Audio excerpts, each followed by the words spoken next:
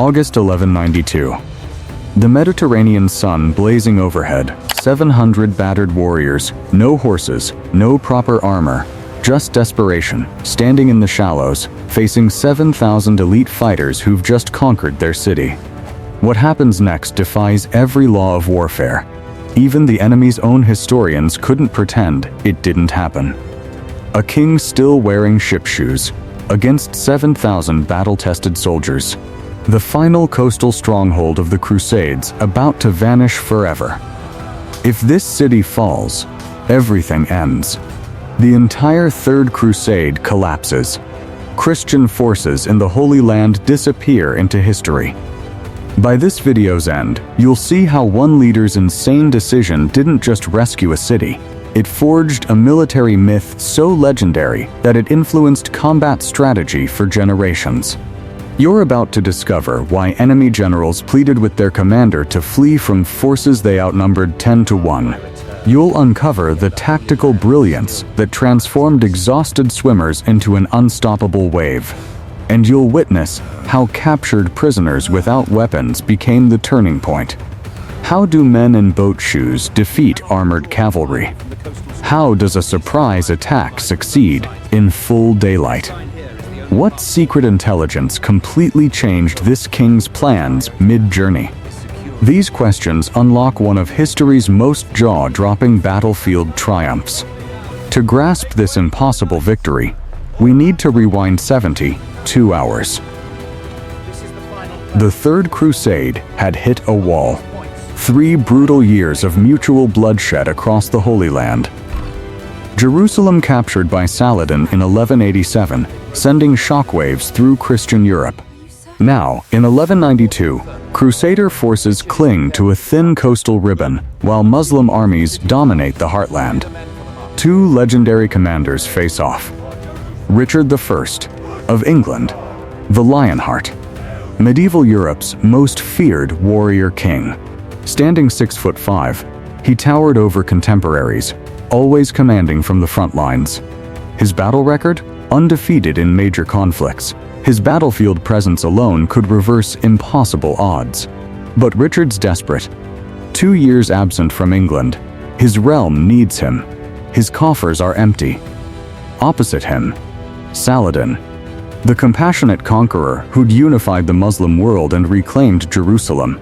Unlike the savage warlords typical of this era, Saladin embodied honor and strategic patience. He'd mastered time itself as a weapon.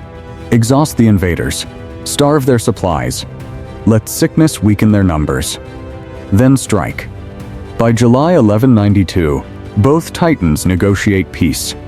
Richard holds the coastline from Tyre to Ascalon. Saladin possesses Jerusalem and the inland territories.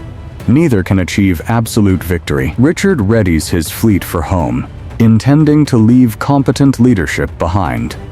Here's where everything goes absolutely sideways. Saladin had been observing, waiting for one precise opportunity. His intelligence network reports Richard's departure preparations. The Lionheart will abandon Jaffa with minimal garrison forces, perhaps 2,000 troops. Strong fortifications, yes, but demoralized defenders watching their legendary champion sail away. What unfolds next stuns Richard's own forces. July 26th. Saladin attacks, not with raiding parties or gradual siege tactics, but overwhelming military might. This isn't territorial conquest. This is about crushing Crusader morale permanently. Capture their final major port while their king abandons them. Demonstrate that without Richard, these warriors are nothing. The strategic game between history's greatest military minds transforms into a desperate race. And Richard doesn't even realize the game has begun. Saladin's army appears before Jaffa like a desert sandstorm. Muslim chronicler Baha al-Din, always precise with numbers, records 5,000 cavalry. Not simple riders, Mamluks and Ghulams, professional warriors trained from childhood. Their Damascus steel slices through Crusader chainmail. Their composite bows penetrate shields at 250 yards. Supporting them, 2,000 infantry, veterans from Jerusalem. Hatton, countless other victories. Behind them, Siege weaponry. Mangonels hurling 200-pound stones. Trebuchets that had shattered seemingly impenetrable fortress walls. This isn't a raiding party. This is a conquest force. Inside Jaffa, the situation looks grim. The garrison holds 2,000 men, mostly infantry with roughly 50 knights. Capable soldiers, but they'd expected to sail home. Their commander, Henry of Champagne, is competent, but he's no Richard. They possess siege supplies, formidable walls, and one certainty: no rescue is coming. Richard sits at Acre, ships loaded, preparing to depart for England. Then, Saladin makes a choice historians still debate. Instead of methodical siege warfare, he orders immediate assault. Perhaps fearing Richard's return. Perhaps wanting to obliterate the garrison before proper defensive organization. July 27th. Wave after wave of Muslim warriors crash against Jaffa's fortifications. Defenders fight desperately, outnumbered 3-1. 3 days of relentless combat. Saladin's engineers undermine wall foundations while archers clear the battlements. July 29th. A wall section collapses. Muslim forces flood through the breach. Street by street, building by building, Jaffa falls.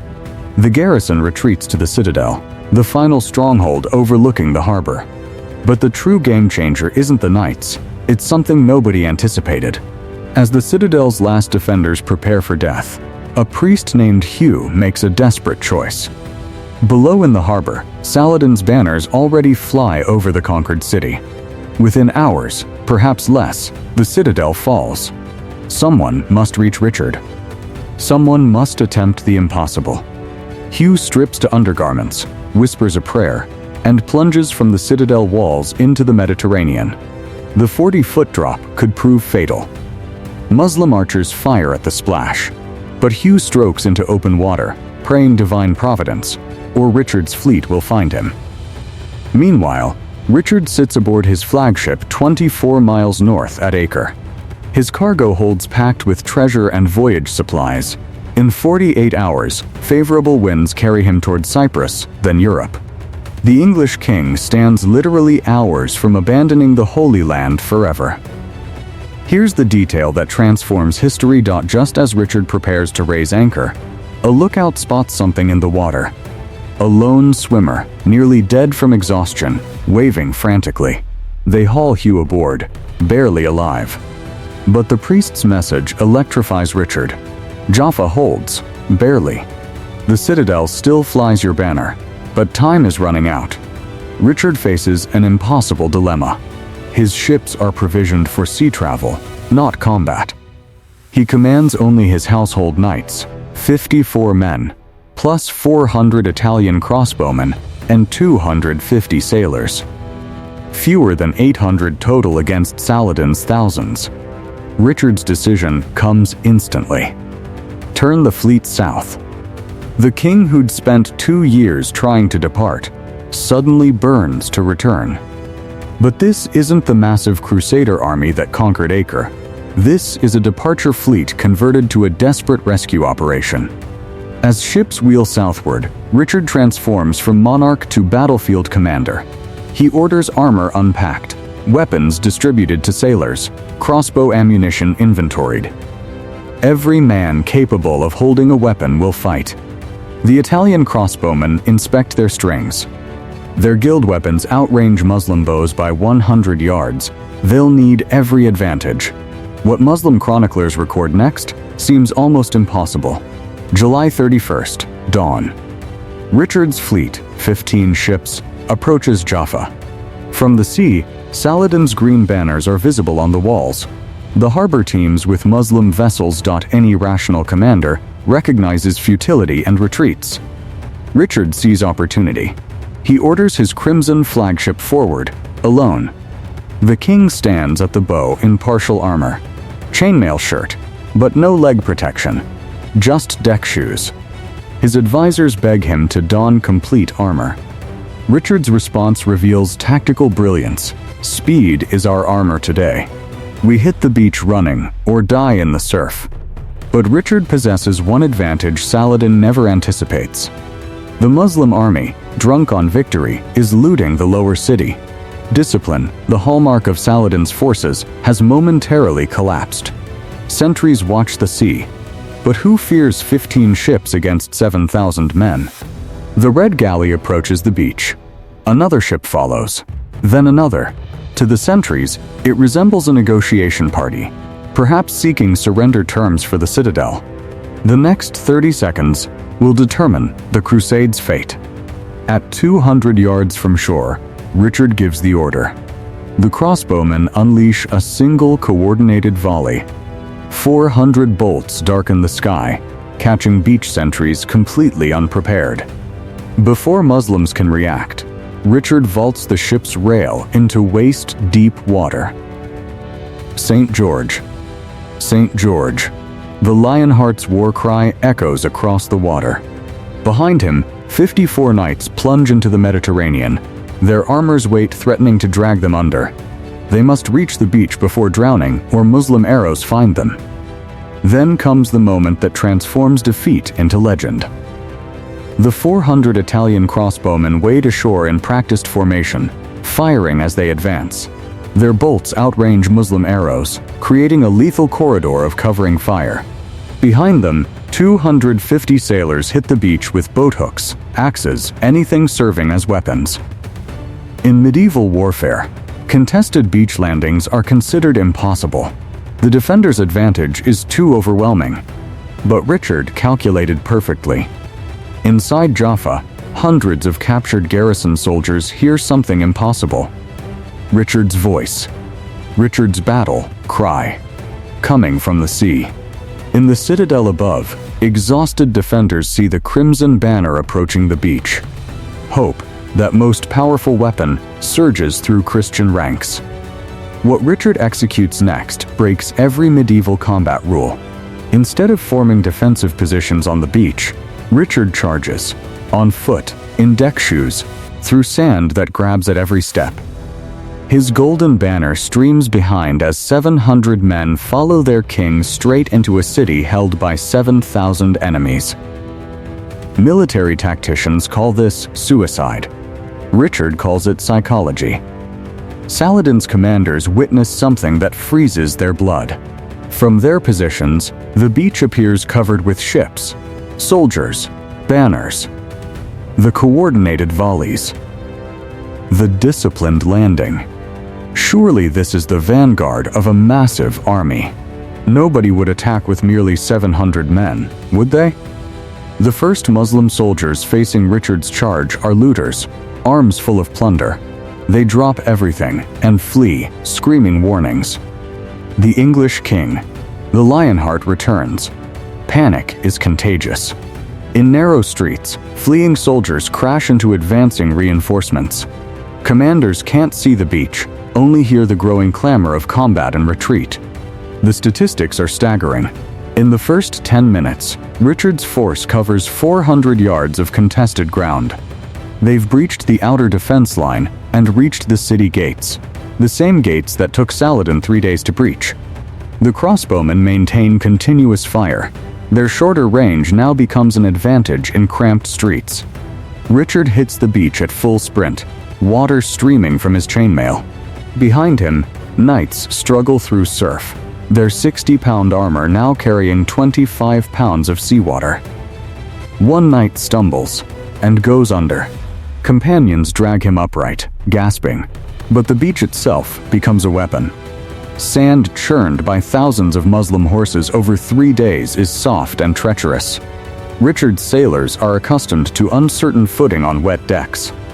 The pursuing Muslim cavalry, confident in mobility, suddenly find horses sinking to the fetlocks. Crossbowmen exploit this, targeting riders as mounts struggle. Then Richard executes something even enemies called miraculous.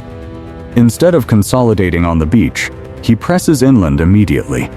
The king personally leads the charge up the beach road, sword already bloodied. A Muslim officer attempts organizing resistance. Richard cuts him down without breaking stride. The sight of their commander falling sends nearby troops fleeing. The next detail sounds fictional, but 3 sources confirm it. As Richard crests the beach rise, he can see into Jaffa's streets. Saladin's soldiers are everywhere, but in complete disorder. Some looting, others attempting formation, most simply milling in confusion. Richard raises his sword and roars one word: now. The 400 crossbowmen fire their second coordinated volley directly into packed streets. The psychological impact is devastating. Soldiers celebrating victory suddenly face death from an unexpected direction. The rout begins before real fighting even starts. Richard plunges into Jaffa's streets like a thunderbolt. Narrow lanes that should favor defenders become death traps for fleeing soldiers.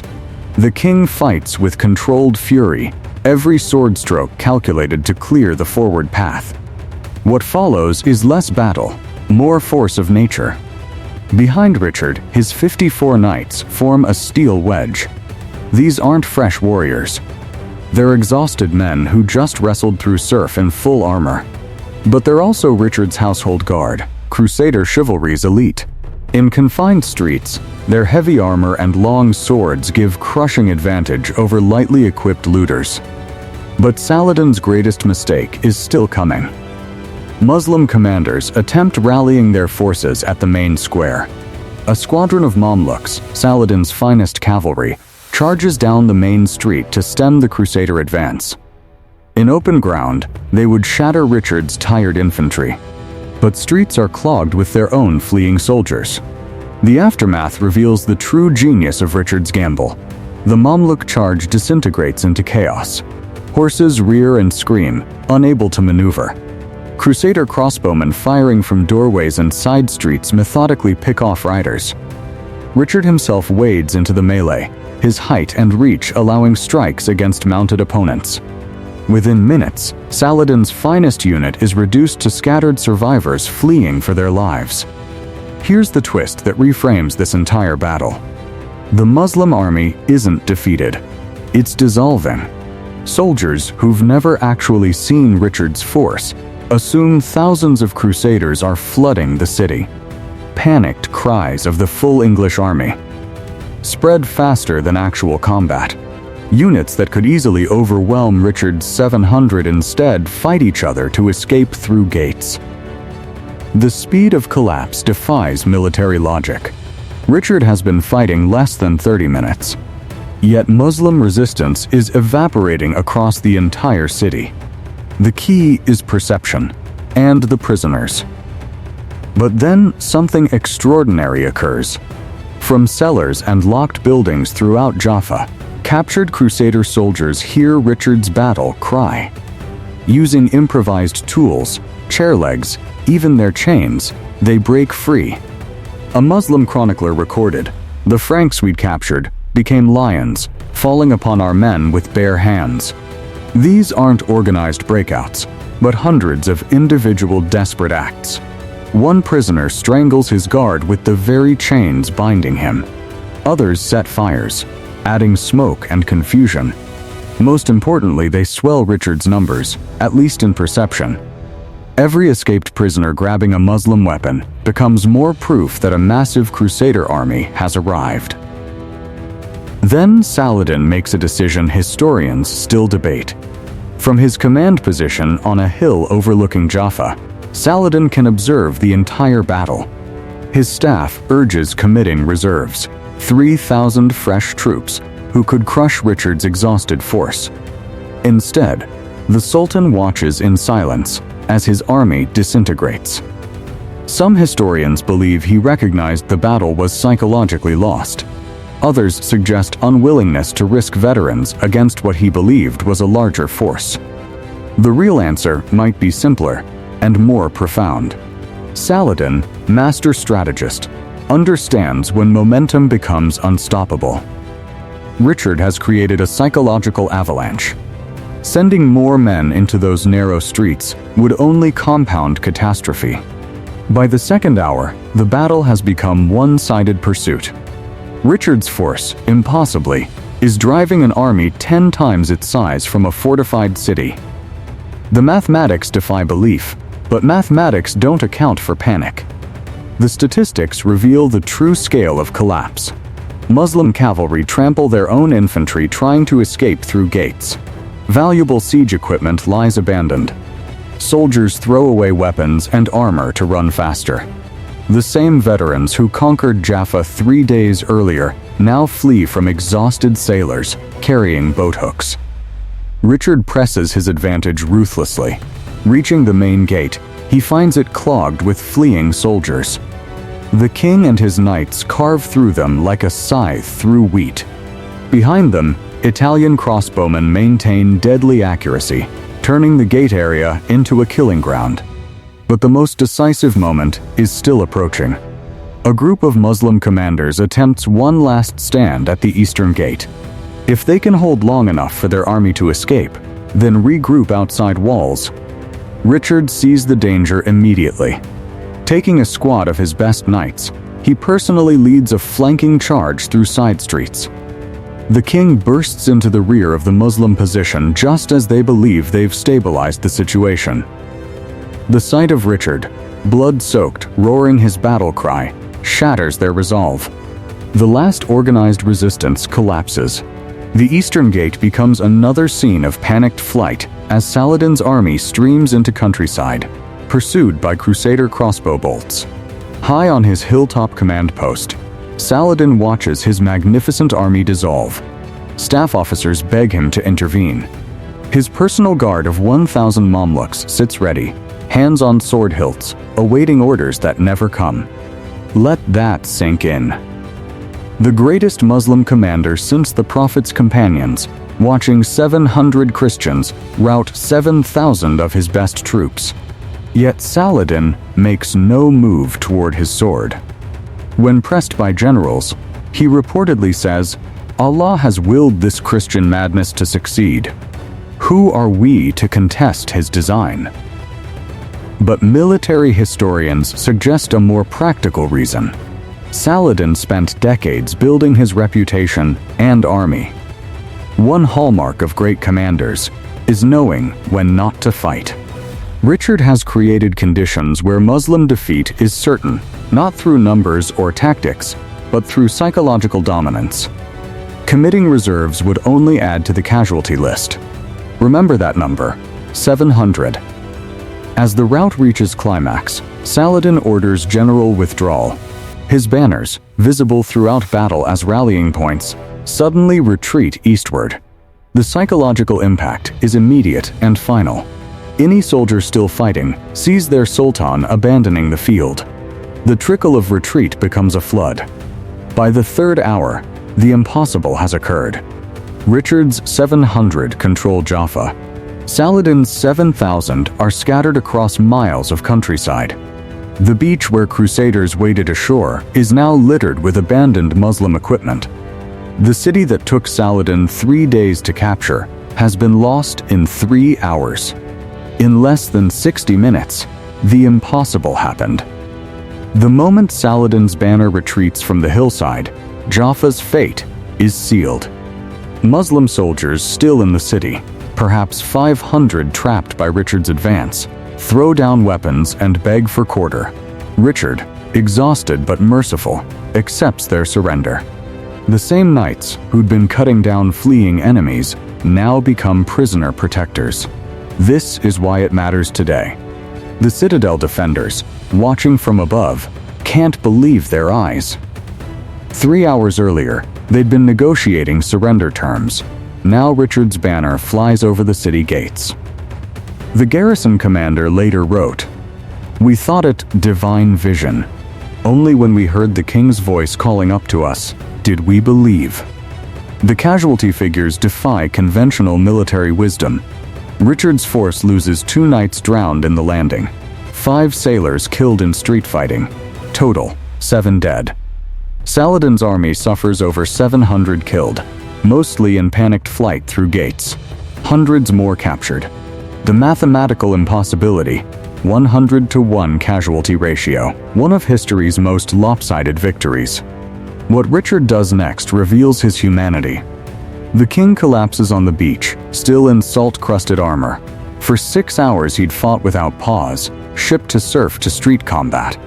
His household knights form a protective circle as Richard sleeps where he fell, sword still in hand. Not even victory can overcome total exhaustion. But Saladin isn't finished. That night, as Richard sleeps, Muslim scouts creep close to Jaffa. They report the truth, not thousands of crusaders, but fewer than 700 exhausted men. The Sultan's shame turns to rage. He'd been defeated by psychology, by a trick rather than strength. Here's what you need to understand about what happens next. Dawn, August 1st. Richard wakes to horns and drums. Saladin has returned with his reorganized army. But the psychological damage is irreversible. Muslim soldiers who fled in panic now approach hesitantly. They've seen Richard turn impossible odds into victory. What tricks does he have now? Richard, despite exhaustion, reads the situation perfectly. He arranges his tiny force in defensive positions. Crossbowmen on walls. Knights ready to countercharge. Most importantly, he stands visible on ramparts, armor gleaming, banner flying. The message is clear. The Lionheart is ready for round 2. The next 3 minutes determine everything. Saladin's army approaches to just outside crossbow range and stops. For 1 hour, 7,000 soldiers stare at 700. Neither side moves. Then, incredibly, Saladin orders withdrawal. Again, his commander's protests are ignored. The Sultan has seen enough. Whatever demon possesses Richard at Jaffa, Saladin wants no more of it. Later, Saladin sends Richard a gift, 2 horses, acknowledging that a king shouldn't fight on foot. The chivalry between enemies masks deeper truth. Saladin knows the war is over. If 700 crusaders can take Jaffa, what happens when Richard returns with a real army? But the war's end comes from exhaustion, not victory. Both leaders recognize the stalemate. Richard can't stay in the Holy Land forever. Saladin can't eliminate the Crusader presence. Within a week, negotiations resume. By September, the Treaty of Jaffa is signed. Crusaders keep the coast from Tyre to Jaffa. Muslims keep Jerusalem and interior territories. Christian pilgrims can visit holy sites unmolested. But this victory's true impact echoes far beyond that blood-soaked beach. The Battle of Jaffa becomes legend before blood dries. Christian chroniclers call it miraculous. Muslim historians, usually quick to minimize defeats, admit its extraordinary nature. Both sides agree. Military rules were shattered that August morning. The immediate consequences reshape the Holy Land. The treaty following Jaffa lasts decades, longer than any previous Crusader-Muslim agreement. Richard's audacious victory proved Crusader resilience, while Saladin's withdrawal showed Muslim pragmatism. Neither side can destroy the other, so they learn coexistence. But the battle's true significance is psychological. Jaffa proves forever that numbers alone don't determine victory. Richard's innovations, immediate amphibious assault, psychological warfare, exploiting enemy overconfidence, inspire military commanders for centuries. The lesson is clear. Aggression and surprise can overcome any odds if applied with perfect timing. Modern military historians study Jaffa alongside Thermopylae and Rorke's Drift. Battles where superior training, morale, and leadership defeated overwhelming numbers. Special forces particularly embrace Jaffa's lessons. British commandos in World War II specifically studied Richard's beach assault when planning their own operations. The moment when myth became history. Richard never returns to the Holy Land. He dies in 1199, shot by crossbow while besieging a minor French castle. Saladin had died just months after Jaffa in 1193. His treasury so depleted from charity that friends paid for his burial. The two titans who defined an age never meet again after that August day. Yet their encounter at Jaffa transcends military history. It proves individual courage can still matter in an age of masses. That a king fighting beside common sailors can inspire men to impossible deeds. That sometimes, just sometimes, audacity can triumph over arithmetic. 700 men did the impossible, proving forever that numbers alone don't win battles. Warriors do. The beach where medieval warfare rules died remains today, now covered by modern Tel Aviv. But on quiet mornings, when Mediterranean waves lap the shore, you can still imagine the splash of Richard's leap into history. The moment when one man's refusal to accept defeat changed everything. The age of Crusader dominance ended with a splash in ankle-deep water. But the legend of that impossible morning reminds us, in war, as in life, the only truly insurmountable odds are those we accept in our minds. Richard the Lionheart never learned that lesson, because he never needed to.